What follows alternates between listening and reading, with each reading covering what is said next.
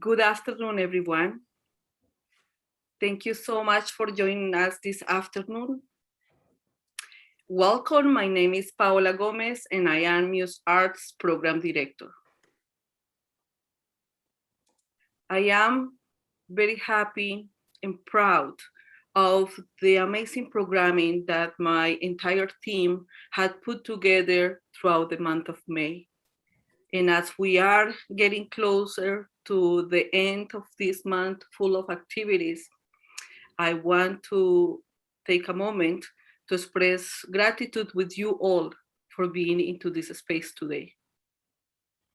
I also want to express gratitude to our funders, Canada Council for the Arts and Factor Canada, because thanks to their support, we have been able to create this entire and hybrid multicultural festival, running online and in person through public art pieces that we have been able to create. Today's event, the writer's journey, it is dedicated to our friend Aaron Bahami. Aaron was part of the happening multicultural family, and we have lost him very recently. We dedicate this space and any other space where we bring writers and journalists, because this is what Aaron did all the time, creating spaces for many of us to get together and learn from each other. I want to welcome into this space our wonderful facilitator for this afternoon, Sayan Das, who, in addition to being a lawyer and having additional training back in his home country, he has been dedicating his time to work with refugees here in the city of Toronto. He works with Romero House. Sayan, thank you very much for being here, and my deepest gratitude for always supporting these projects. The space is yours. Thank you so much. Thank you so much, Paula. So much gratitude for having me. And I'm very, very grateful. This is my second year with this festival, and it's very, very gratifying and humbling. I'm going to be a facilitator, and I promise I will speak very little because there's nothing more annoying than a facilitator who talks a lot. So we are going to talk about the writer's journey. And before I get to it, I'll read out the land acknowledgement. We recognize that we live and work on the traditional indigenous territories. I acknowledge that I am currently located on the traditional territory of the Huro-Wendat, Haudenosaunee, and most recently the territory of the Mississaugas of the Credit. I wish to express gratitude to Mother Earth for the resources we are using, and I would like to honor all the First Nations, Métis, and Inuit people who have been living on the land since time immemorial. I'm very, very happy to share the space today with two wonderful writers who I have known through the Writers-In-Exile program, which started at Romero House and is supported by PEN. I work there as a person who does logistics. And in that vein, I would also like to honor the memory of Aaron Berhane. I worked with him, and I would like to believe as his sidekick for almost 19 months as he led writers through Writers-In-Exile, and the pain of his leaving us is still fresh. And I, just as Paula said, we dedicate today's chat to him and all the wonderful things that he's done for the refugee community at large. Today, I am joined with Arzu Yildiz, who graduated from Istanbul Bilgi University in TV journalism from the TV journalism department and has worked as a journalist, editor, and senior reporter. She has written critical pieces of investigative journalism about unresolved murder cases in the southeast against Kurdish businessmen and illegal weapons supplied to Syria. She has published 4 books and has been the recipient of the Media Ethics Award in 2015 and the Bravest Woman Award in 2014 in Turkey. Welcome, Arzu. Thank you so much for joining us. Our second guest today is Ava Homa. She is the critically acclaimed novelist, a novelist and author of the book Daughters of Smoke and Fire, which came out in 2020. Ava is an activist and a journalist. She holds a master's in English and creative writing from the University of Windsor. Her debut novel in 2020 won the Nautilus Book Award, and a collection of short stories, Echoes from the Other Land, was nominated for the Frank O'Connor International Prize, which, let me just tell you, is a big deal. And she is the inaugural recipient of the PEN Canada-Humber College Writers-In-Exile Scholarship. You can connect with her at avahoma.com, and it is a wonderful privilege to have her as well sharing the space. Thank you, both of you, so much for joining us today.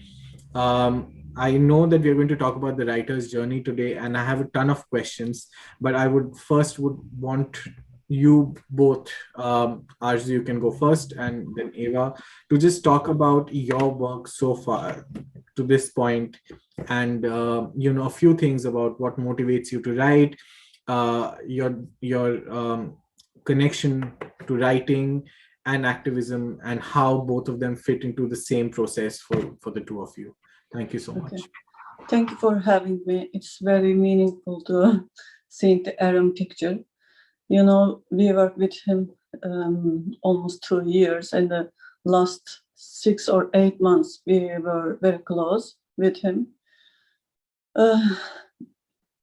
After Evan passed away, we missed our part of, something, because we are all together, working with all together. And then when I saw another refugee journalist, I feel I saw my past and myself, because we are the piece of the same puzzle.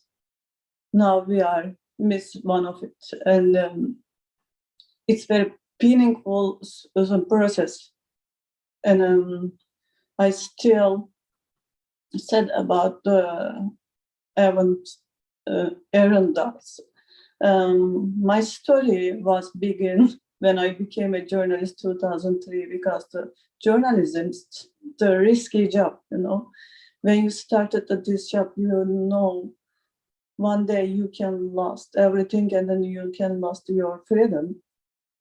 I did independent journalism, a small company, but one of them, the very well-known national newspaper, it's Taraf Daily.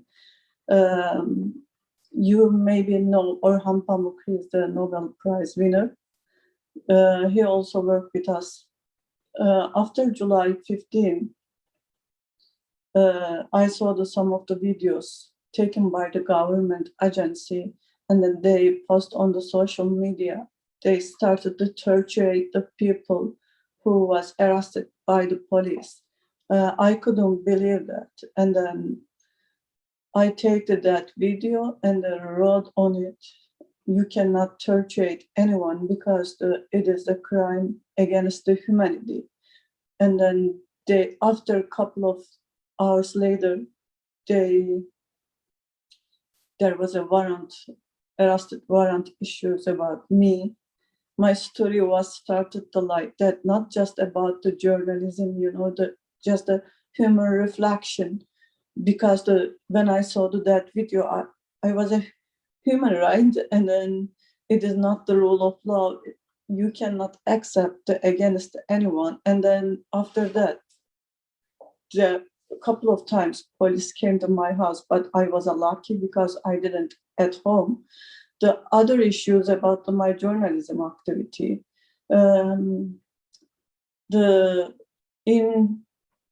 the police came to my house July 17, 2016. That time I have 2 daughters, one of them 7 months, other one is 7 years old. I had to live underground life with my 2 kids. It was so difficult, you know. You never imagined that, because scary, difficult. I feel myself like a ghost. I just watching the life behind the window. I didn't do anything, you know.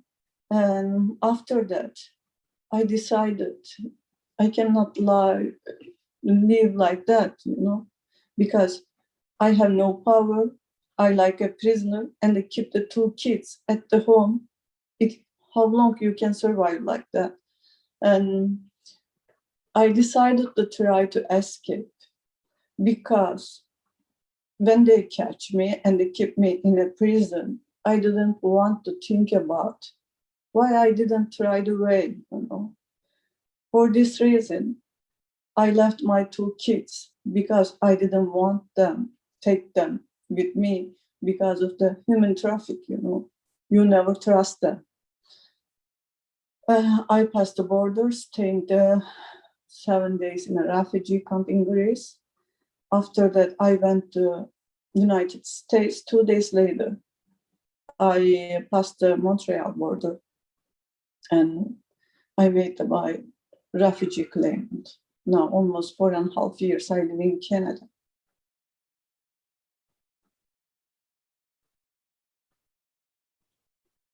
And if you want to continue, Yes, please, please. and I came here, you know, I didn't know anyone, and I didn't know the language. So I was shocked for the first time. You know, I didn't realize where I am, and I am thinking, just where should I start? There is a lot of things to do: finding a job, finding a house, or learning a language, making money, too many things, and keep yourself strong. 1 week I stay in Montreal. After that, I went to Ottawa, and I came to Toronto. I stayed at one student's building for the first time for 1 or 10 days. After that, I meet a Turkish family. I was lucky to meet them. They helped me a lot, because they came to Canada many years ago, and then their daughters also know everything, you know, every process. For the first time, my parents didn't help me. They have no ability to help me, because the government follow them. If they send me money, something like that, looks like a crime, because they say, why you support the criminal person? I was just a journalist. I just text. You can torture anyone, you know, simple reasons. And then I wrote an email to Germany, because I know some of the journalist organization from there. I told them I came to Canada and I didn't know anyone. I just have a $2,050 box, and I didn't know what I should do. They sent me a couple of money to renting a unit, you know. Thanks to them, if I will earn money, I will support them again soon. But they helped me for the first time like that. And I went to Romero House a couple of months later, and I meet a lot of journalists, writers, artists. All of them came from different countries, but the same issues, you know. I feel I'm not alone. Too many journalists, authors, or writers has the same story with me, you know. I met with Maran from Sri Lanka. He was separated his parent almost 8 years, you know. After 8 years, he was able to meet his parents again. Can you imagine when you left your kids, when they, for example, they're around 10 years old? You can meet them when they became a teenager or young girl. Aaron also the same story, you know. He has able to meet his parents after 8.5 years. I am also meet them. I was lucky because I am able to meet my daughters after 3.5 years later. For the first time, we celebrate her birthday party when she became 4. And then she didn't know who I am. She didn't accept me as a mom because, you know, she didn't remember me, just a 7 months girl. Other one, the 7 years old, oldest one, she has a memory with me. It is not difficult for her. The difficulty is for her living without the mom. But the youngest one still missing my parents because she called my dad as a mom because my dad loves her too much. I am just I have 4 brothers, not the girl, you know. My father's only having me as a girl. Now, when I left, he put my daughters like me. You understand, right? What I mean? Mm-hmm. It is difficult for them also. This story, that kind of story, not affected just a one person life, generation to generation, you know. My parents lost their kids. I had to live without my kids. And then now they missing me. I miss them. They also missing my daughters also, you know. And then my daughter thinks during the COVID-19 period, she cannot travel anywhere. She wants to go back to meet them again, you know. She says, I had a dream. Before she sleeps, she asking me, if I wish, can I see my granddad and the grandma in my dream? But you know, I realized that I am very strong person, which what I think, you know. I realized this one because for the first time I find a job. I didn't care what kind of job is, you know. And I started to work with the Canadian community. It helps me too much to learning a new language. Still, I keep going to learning, but it is not easy, you know. You came with a lot of problems. It is not your decision to leave it. And then you are still thinking about, oh, how is my daughter? And then how they doing? And how I can survive to knowing anyone. Sometimes you want to cry or you want to talk with any person, but no chance to do that, right?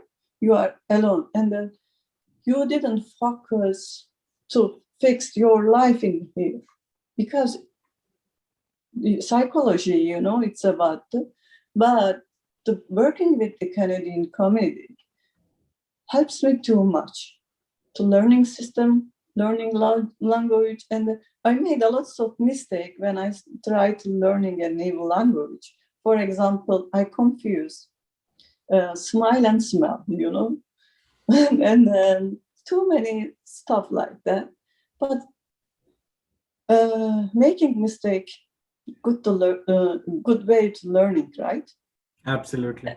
And I didn't stop myself. I couldn't believe how I did, but I started to write, you know, how I feel. Writing is the words comes the, not the, you know, the sounds or voice. Writing is being a silence, telling more things, you know. And then when I write, I feel relaxed and then, you know, comfortable because when I write, I try to be honest with my words. How I feel, what people thinking about me, I didn't care. Just keep going to my writing them how I feel, what happened, or the story, something like that. I almost finished the 4 book. Also, I finished my escape story, but I don't want to publish it in Turkish because my heart's still broken against them. I don't want to share this story with them, but I want to share the others, journalists or the people who was a student or the, you know, I give them the motivation to life, how to fix the their life. Absolutely. Thank you. Thank you so much for that wonderful, wholesome introduction to your life and what you have come to experience. So much of it is so terrible, but I see a silver lining emerging gradually, and that is encouraging. And life is all about poetic justice, so that is how it should. I just want to now invite Ava. You from what I know is that you speak Kurdish and Persian, but you have chosen to write in English, and your entire journey has been so wonderful. From I have been able to read a little, so if you could acquaint us about your wonderful journey, full of experience. It is heartbreaking, but at the same time, it is so inspiring as well. So thank you so much for telling us about your journey. Thanks a lot, Sayan, for that warm introduction. Arzu, thank you for sharing your story. Like Sayan said, it's very difficult, but God knows it's inspiring. In a world that's ravaged by a pandemic, by violence, by greed, by injustice, stories like this can help us keep going. I would like to thank the organizers that have worked hard behind the scene to make this happen. Thank you, Paula, and everyone else. And thanks to you, our audience, for being here today with us. So I came of age as a Kurdish girl in Iran, and I knew from the very beginning that just being alive, just my acts of breathing, was an act of subversion. Why is that? Because I was raised in a country where both my gender and my status as a minority was criminalized. Iran is a country that, according to the law, a woman is not allowed to make any decisions for herself if she wants to get married or get divorced or have the custody of her children or have a job or travel abroad. She will definitely need the permission of a man. Now, that man is either her father before she gets married, and then all of those decisions relies upon the husband. That doesn't mean every family out there applies the same rules, but what it says is that you're raised in a culture, in a legal system, in a social system, that the message that is sent out constantly is that you're subhuman. You're not capable of making any decisions for your own life, let alone be of any help to anyone else. And that's just my gender, but for my ethnicity, I realized really early on that being Kurdish meant that I belonged to people who have been targeted for annihilation. And that's what we define as genocide, when you target a group of people because of their identity and you try to kill them. And that raised a lot of questions in my head. On one hand, I wanted to be very proud that I still exist, that I still am here despite all these forces trying to deny me. And on the other hand, all these questions are raised in your head that why? And it's all about, where do we start this story? And the story really starts from the end of the First World War, when the Allies smoked their cigarette, had their alcohol, and decided together, well, let's redraw the map of the areas that they consider their spoils of war.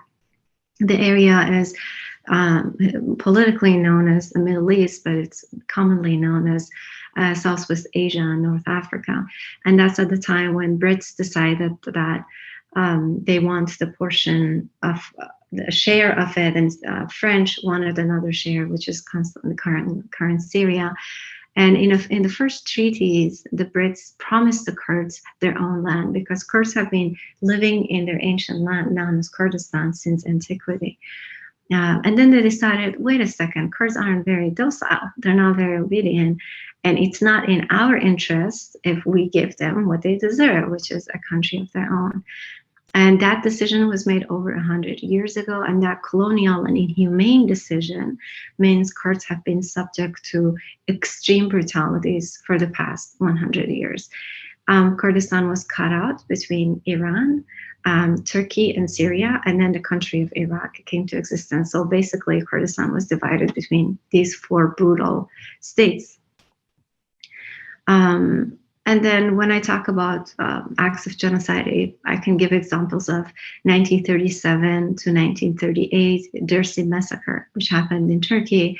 In 1986 to 1988, Saddam Hussein had this genocidal campaign he called Anfal, the ongoing executions in Iran. In Iran, Kurds are a minority in terms of the population, but when you look at the number of political prisoners, Kurds are always the majority, and this is the fact that has been stated repeatedly by the United Nations over the past few years. So all these ongoing acts of execution means we were never perceived as human. We were always perceived as threat that had to be annihilated.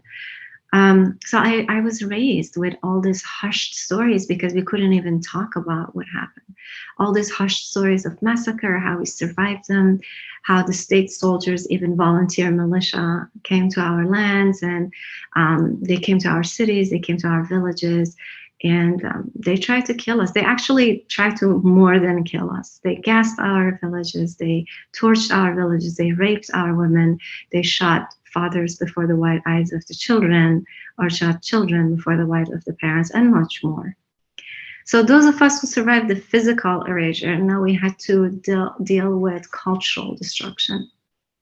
The states that ruled over us, they did two things. They first denied us that we don't exist, or they tried to define us after they couldn't kill all of us, because you can't bury 40 million people. Then they decide to rename us. And that's when Turkey decided to call the Kurds Mountain Turks. And then Iran called us Mufsid fil Arz, an Arabic word for corruptors on earth. So that's what I'm talking about when I say we were never perceived as human. Just because you were born in a certain region to parents, to inheritance that inherited a certain language and ethnic group, you were already a criminal just by birth. And what happened was Kurdish parents then tried to protect their offsprings from this assimilate or annihilate policies. And what happened that we gradually lost parts of our heritage. We lost parts of our identity. And we developed a cognitive dissonance between generations, right? Grandparents who couldn't now communicate with their children because parents thought if we save our children from all these policies of annihilation, we are serving them. Our language was banned in Turkey. The Kurdish language was officially banned for decades. Our history was denied. Our pain was ridiculed. So basically, as I said, we were denied, or we were defined by our oppressors. We were reduced subhumans, and that shattered our pride and dignity. So that's one side of the story, but as Sayan, you mentioned, there's always the other side, the silver lining. And the truth is, in spite of it, or maybe really because of everything we have been through, we became masters of rising from our ashes, right? Our statelessness killed us, but also taught us how to resurrect, how to be strong, how to rise from your own ashes. And it's no wonder that in so many parts of Kurdistan, especially in Syrian side, the most common mantra is Ber Khodan Jiana, resistance is life. And that has become the meaning of life for us, really. Resistance is life. You're alive not because you're paying bills and you are just getting by. You're alive because you implement small and or big acts of resistance within your daily life. And as a young woman, when I was looking for ways to kind of extricate myself from this huge prison, from this country that was never really mine, I never considered Iran a country where I belong. I needed to now belong to somewhere else. And the only place where I could belong in was in literature. It was there when I found meaning, when I found redemption, when I found difficulties, but also beauties. And so to exist and to resist, I relied on literature. It became my shelter. It's been my life support, really. Books have been my life support, literature, good quality books that have taught me a lot about myself and other human beings have been what have basically the light at the end of the tunnel for me. But what happened was that my search to find myself in literature proved futile. I never found anyone who even remotely was similar to me in any of the world literature. And that's when I realized, hold on a minute, no one has written Kurdish women into literature. We have to do it ourselves. And then I got admission from, as you mentioned in the biography, from the University of Windsor to study my master's degree in English and creative writing. And I was lucky enough to also win a scholarship because I could have never afforded an endeavor like that. And that's when I came to Canada in 2007. And that's my years in exile began. I have never been able to look back or go back or visit. And that means when I lose family members, I can't even go back and grave their visit or mourn with my family. And recently, because of the pandemic, I have lost 3 very close and dear family members to that. So it's been extremely difficult to grieve alone and know that this is going to be ongoing, that I'm going to not know a lot of my cousins that were born or raised after I came here, and then lose all the people that I love, like see them age and lose them and not even be able to say goodbye to them. And what is it that sustains me in the meantime is really, again, literature. I really believe in the power of creative work to connect us humans, because you can commit those acts of brutality when you dehumanize another group. And it's so easy to dehumanize people who don't sound like us or who don't look like us, right? All this state propaganda that you grow up with, it makes it really easy to demonize or dehumanize other groups of people. But what I see is that if you open your heart and you are willing to learn about other people and see what they have in common with you and what they have different from you, that's when you grow as a human. So I wrote my first collection of short stories called Echoes from the Other Land. It was published by the fabulous Malensey Press in Toronto and was nominated for Frank O'Connor. And then I spent another 10 years writing a novel that was telling the untold story of the Kurdish minority.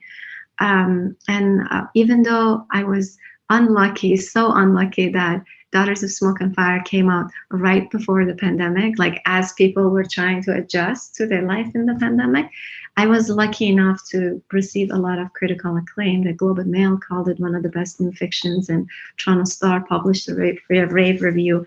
And this is what the book looks like, published by HarperCollins in Canada. So what I want to say is that we each have something that we can do well. In my case, the thing that I can do well is writing.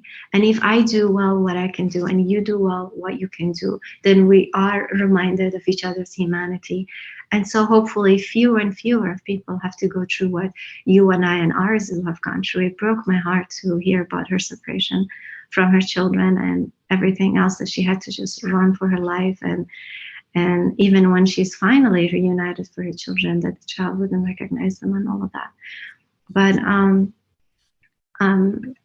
yeah, that's pretty much my story. I just really hope that despite all the forces that are trying to separate us, we can have this heart-to-heart resuscitation really through art and literature.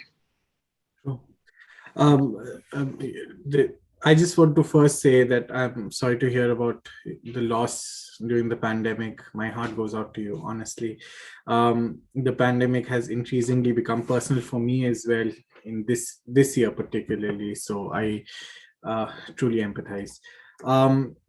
And one of the bits that really jumped out from the wonderful things that you said was that you did not find yourself in literature. And I had similar challenges when I was facing my own sort of privileged dislocation across India as one member of one community and moving through the country, because of my father's job. Then I found Chumpalairi, and that is when my relationship with literature began. But your story also reminds us about how if you don't find a book that represents your life or your setting, it is basically the spark to begin the fire of your own writing and putting it out there. So it's a wonderful reminder for every writer who finds themselves unrepresented to begin the effort to really write their own story. Because as Meera Nair says, if we don't tell our own stories, no one else will. So very important thing to realize. I want to go back to one particular question I had for both of you, Arzu and Ava. I think we can start with Arzu again. Both of you have been writing in English, which is not the language of your first of your life. To begin with, Arzu, I believe you your mother tongue is Turkish, and Ava, you speak Persian and Kurdish. So I just want to understand the dichotomy of writing in English and how do you find yourself while you write in English for a new audience, an audience that is slowly becoming your own, but is not intrinsically your own. So if you could just shed some light on that, because that's a struggle of its own, you know. For me, it is very difficult, you know, to express myself because it is not my first language, and I still thinking in my own language. And I work with the mentor when I write it. Mentor helps me too much. I work with the Annalie. She is our member of the writers in group. And then when I work with the New Canadian Media, they provide me as a mentor to helping me. But for my story, the book, Escape Story, I just used my first language because I can express myself very well with using your own language. Before I finish, I want to thank you to Ava because she told our culture, because we are all the same, you know, and then perfectly, and the summary is very clear and understandable. I just want to edit some more information about the Kurdish people.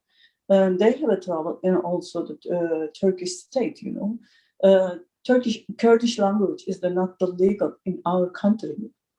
Could you believe that? If they speak in their own language, they record on the official paper like the unknown language. But they are unbelievable community. They try to keep their own culture and language also. When I escaped Turkey, the same day, they arrested the Kurdish politicians because the state declared always the Kurdish people as a terrorist. They want to separate our country, you know, but the Turkish people came after the Kurdish people. They are settled almost before 100 years ago than Turkish. And they try to believe with the Turkish community or Armenian, you know, the Armenian genocide, right? And friendly and like a family, we get married with them, but they have no right to sing a song. It's almost a crime if they sing a song their own language, you know. One of the famous singers, Ahmet Kaya, he is very well known. He had to escape from the Turkey because he says just one simple sentence: I want to sing a song in my own language. He was died in Paris. Still, this problem continue our geography. Also, the gender is the big problem, you know. Yeah, thank you so much. Those little things that you say that about how one wants to sing in their own language and how one's language is recorded as an unknown language, that just is... Yeah, unknown language, you know, you live with them. You hear that language every day life, you know. And a language has so much to offer to the world. It brightens the world. It brings so much. It holds so much emotions, and to actually disregard it is so inhumane. Ava, you wrote your novel in English, and that must have been an experience, because basically you are portraying emotions in a language that has become your own, obviously, because you write so well, but at the same time it is not the language of your heart, right? Because you speak Persian and Kurdish. So what was the experience like for you to actually take that leap of faith to write in a language that is slowly becoming your own, but at the same time is still not your own? Right. Thank you for that question, and thank you for that comment, Arzu. It's so beautiful that we come from different backgrounds, and here we are in Canada, and we're not fighting, we're not hating each other. We can be friends, and we can be comrades, and support each other despite exactly what states like Turkey and Iran want from us. They want hostility and they want division. So to get back to your question, my relationship with languages are pretty complicated. I actually didn't grow up learning my mother tongue. I spoke it at home, but from age 7, when I first entered grade 1, that's when Persian was beaten into us. we had to speak it. Like there was no other option. And that's when from a very young age, you understand that, hold on a second, my parents' language or my ancestors' language is not the language of education, is not the language of prosperity, right? It's the language that either is officially outright banned, like in Turkey, or it's the language that is not used for formal, official, it's not a language you can use to get ahead in life. And that's what was the cognitive dissonance coming that I talked to you about earlier. So I grew up so writing and reading in Farsi all the time, and writing it so well and speaking it so well that people won't believe that this is not my first language. And then when I moved to Canada and thought about who am I, you know, as a writer in exile, because it is so challenging. Like Arzu pointed out, you don't know how to pay your rent or get food, like let alone writing. And I realized that when I was in Iran, there was a gun pointed to my head. There was so much I couldn't say, right? Now I come to Canada, I can say anything I want, pretty much, not absolutely, but pretty much, right? And then I realized, hold on a minute, who's listening to me? You know, at least back in your country, you're talking, there is someone who's interested. But you come here, you're like, okay, so I'm not censored, but I'm not heard either, because there is a lot of politics as to who gets heard, who gets the bus, who gets the platform, and all the subtle and obvious forms of discrimination. So as an act of resistance is life, which is my personal motto in life, I learned Kurdish language years after I was separated from my parents and my child. So I taught myself Kurdish, but I decided to write. I didn't want to write in my oppressor's language anymore. I didn't want to contribute to the literature of people who have denied my pain and my suffering, my existence for years. So now I had to choose in which language I wanted to write. And I realized, you know, you mentioned Jhumpa Lahiri. She's also one of my favorite authors. So not only she writes in English, she recently went to Italy and now she writes in Italian, right?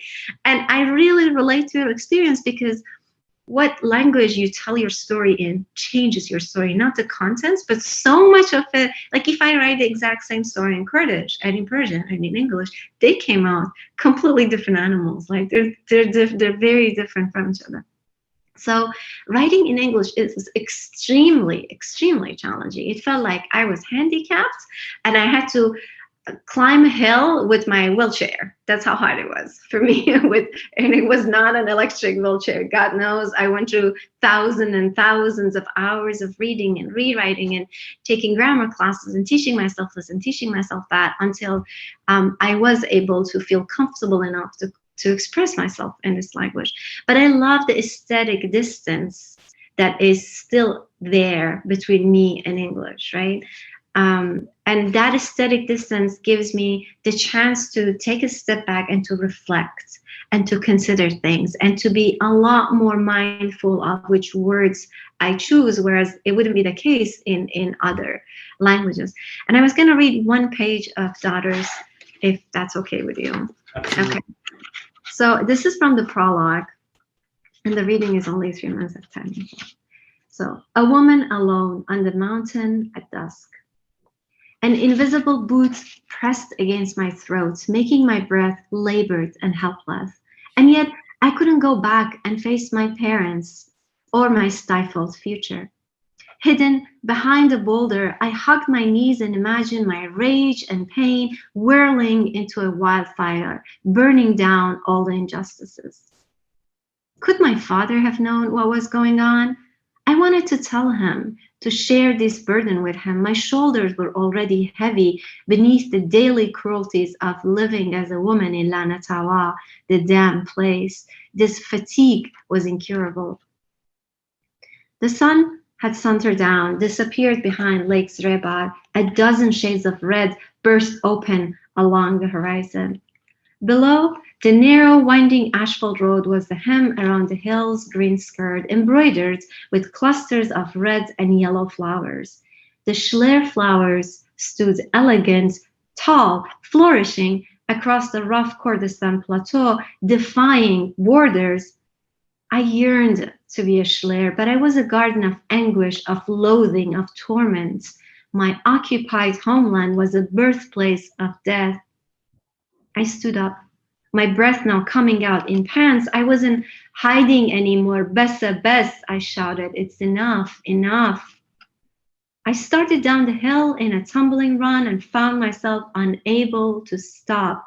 Despite the chill of the evening, I started sweating. The wind whipped my headscarf and I gained speed. I flapped as if I had wings.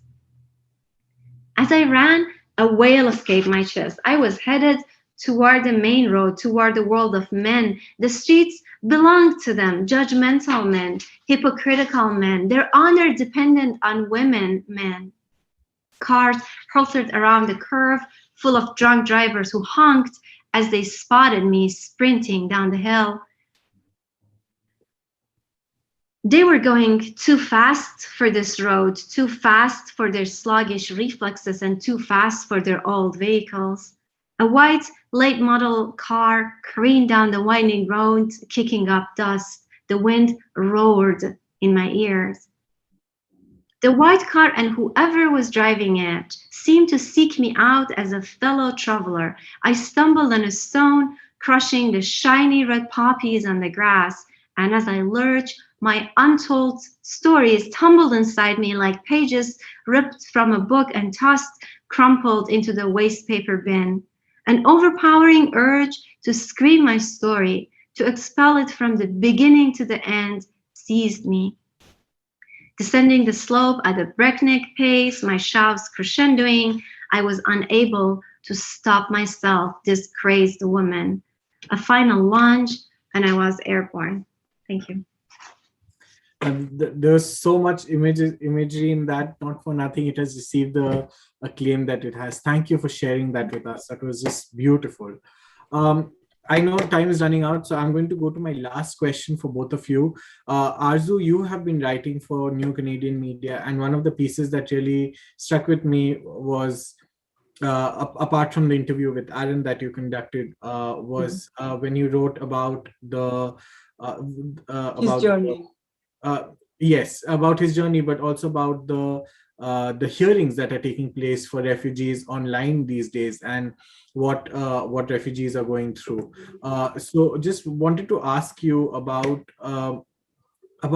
writing and activism, and where do you place both of them while you are writing these stories and trying to find these stories in the first place and putting them out for us to read. So how do you see yourself as a writer and as an activist, and where do these two things meet?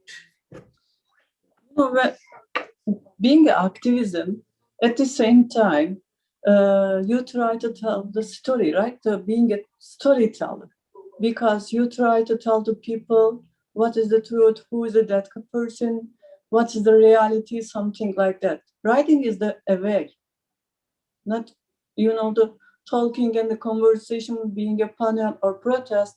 Everything is a way. Writing is the best way, and then you save the history. You save the story in the history also as well. Now we have Aaron history with the interview, right? I just remember what he told to that interview. He says he was an editor-chief of the Setit in Eritrea. Setit means comes from a river.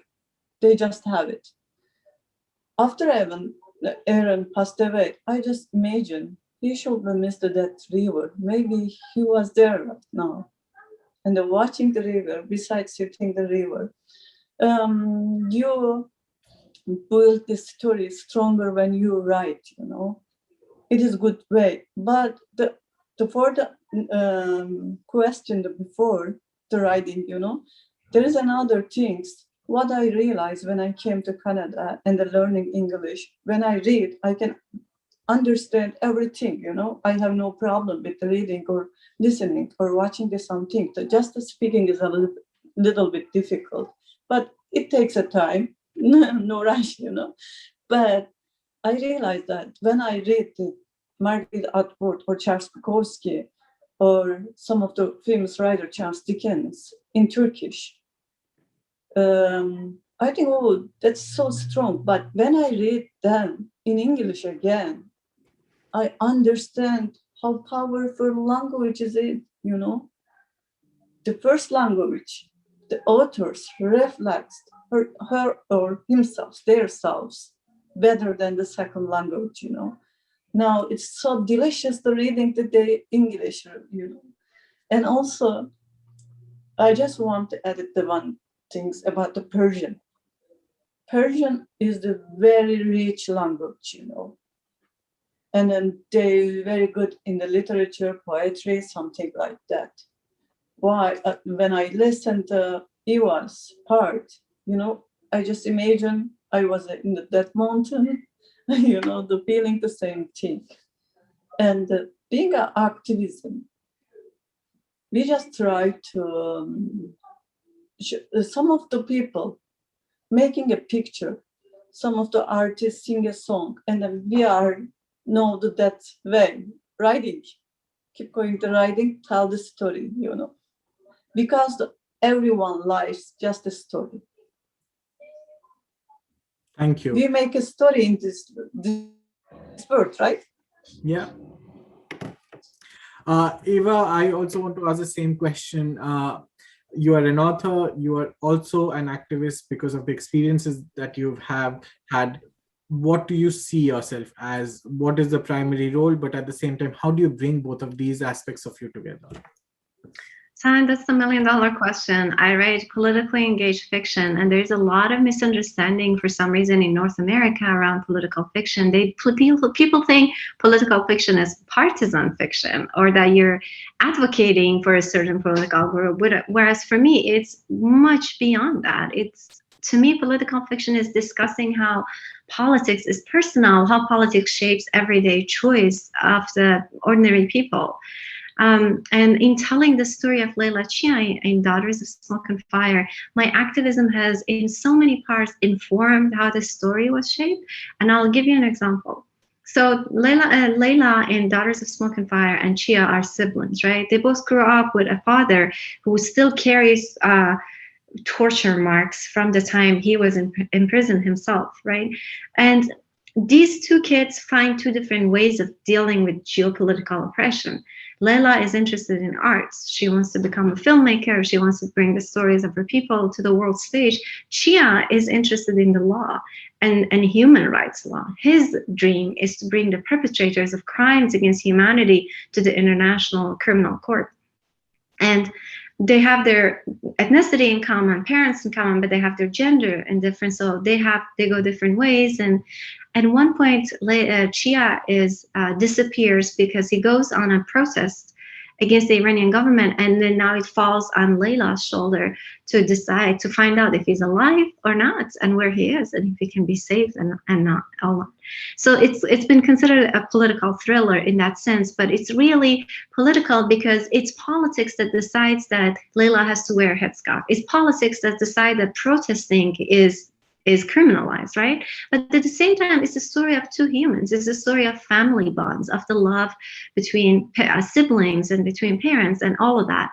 And so I don't think there is any way that you can separate politics from our life. And that's where also activism comes in for me. For me, the goal of literature is growing as human. And then the question is, okay, what do I do now? Like if you pick up my book and say, now I have loved the story of Leila and Chia, but I also like to know what I can change about to help Kurds suffer less, or any other minority group, really. I now feel minorities. I want to take a step in my life to help minorities, to help refugees, to help immigrants. What do I do? That's where my activism kick in. That's when I can tell you, well, here's a petition you can sign. Here's a letter you can send to your representative, right? Because that's where the power of literature comes in, not through lobbying, but through creating these human connections. Because if I send to my representative a letter about you, and you send a letter to your representative about me, that's how we change our world, and that's how we're not buying into what politicians are trying to dictate to us. So it's a really fine line, because the job of a literature is not to be didactic, to force anything upon people. It's really to present a slice of life, right? And to present the nuances and complexities that media takes out of our life, Hollywood takes out of our life, TV shows take us out of our life. They try to summarize the complexity of our existence into one line or two. And what literature does is it helps you to hold complexity, right? It helps you to hold all of these things within your heart at the same time, and then make a humane and informed decision. And I think my life work stands there, where I can turn compassion into action. My literature creates compassion. My activism turns that compassion into action. And even the personality of Layla and how she changes through the book comes from my work with activists. On one hand, I work with feminists who are trying to hold educational workshop across the country that criminalizes all sorts of charities and workshops.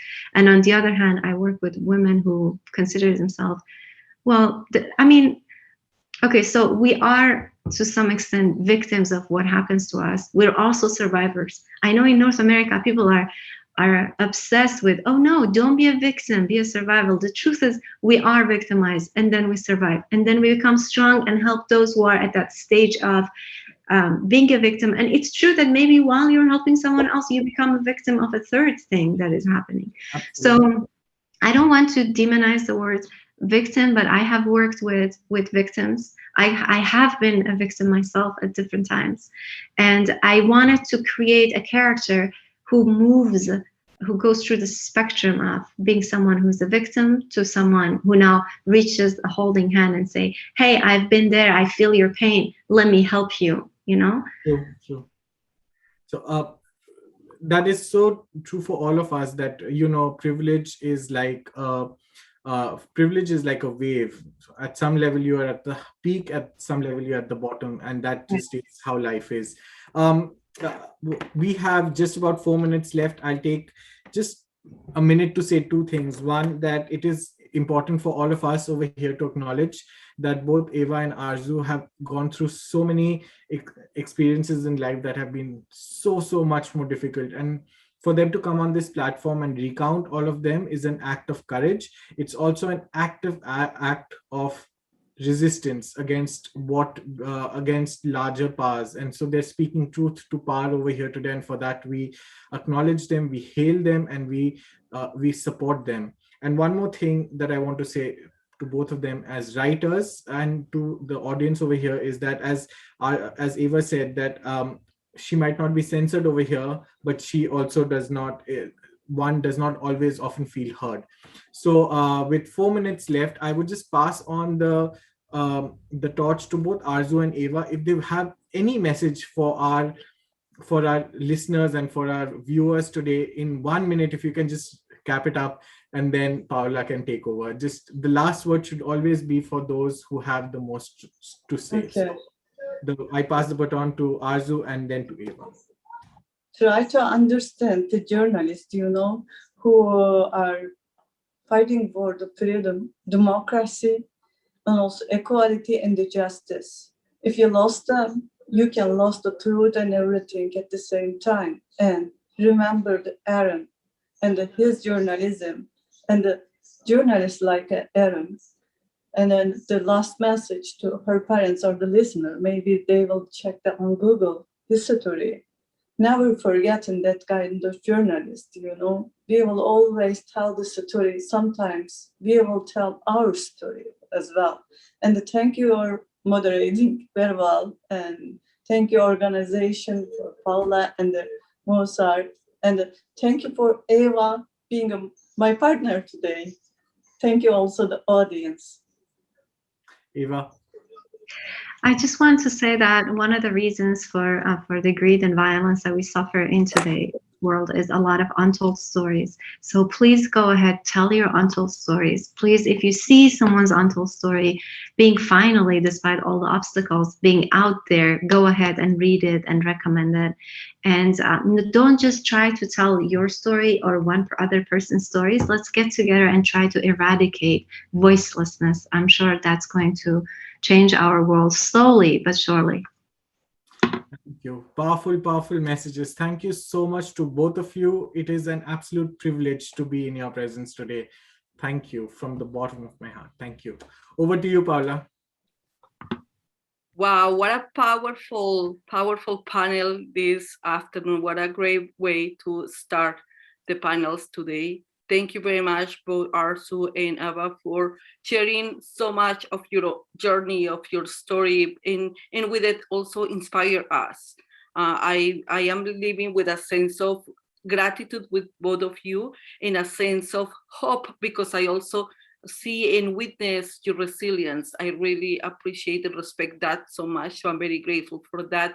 Sayan, thank you so much for such a great work facilitating this conversation and making sure that we create spaces to hear the voices and to hear the stories that for so long have been silenced, as you have mentioned and have said, Ava. So thank you so much. And to everybody else that has tuned in for this afternoon, we are very grateful that you're here. Stay tuned for this afternoon's panels. We have next panel at 4 p.m. with a Canada Council for the Arts. And later on, we have our Power of Movement night, all about dance and performance. We wish the very best for you all, and we hope to connect very soon. Remember, if you didn't have a chance to see the entire panel, you can go to YouTube and you're going to be able to also witness what we all were so fortunate to witness today. Thank you very much and have a wonderful rest of the afternoon.